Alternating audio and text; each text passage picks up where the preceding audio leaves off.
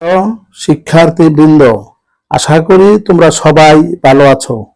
আজকের আলোচনা ষষ্ঠ শ্রেণী, বিষয় গণিত, শিরোনাম ভগ্নাংশের খেলা। প্রশ্ন নং 21। 1 ডেসিলিটার রং দ্বারা 5/4 বর্গমিটার রঙিন করা যায়। তাহলে 2 ডেসিলিটার রং দ্বারা কত বর্গমিটার রঙিন করা যাবে? এখানে প্রশ্নে দেওয়া তথ্য অনুসারে সংখ্যা রেখা দুইটি নিম্নরূপ। চিত্রে দুইটি সংখ্যা রেখা ব্যবহার করা হয়েছে। প্রথম সংখ্যা রেখাটিতে শূন্য থেকে ডানে সমান দূরে 1 ডেসিলিটার 2 ডেসিলিটার চিহ্নিত করা হয়েছে।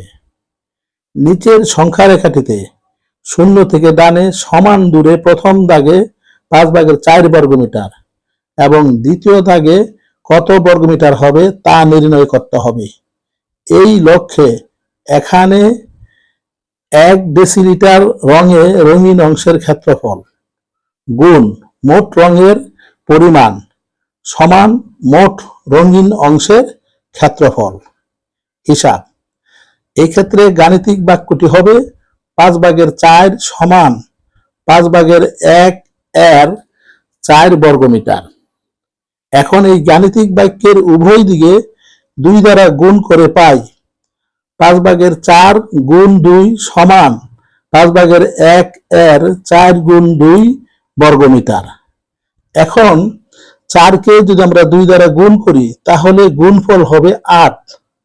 তাহলে দ্বিতীয় লাইনটি হবে 5/1 এর 8 বর্গমিটার সমান 5/8 বর্গমিটার। সুতরাং মোট রঙিন অংশের ক্ষেত্রফল 5/8 বর্গমিটার। উত্তর 5/8 বর্গমিটার। ধন্যবাদ সকলকে।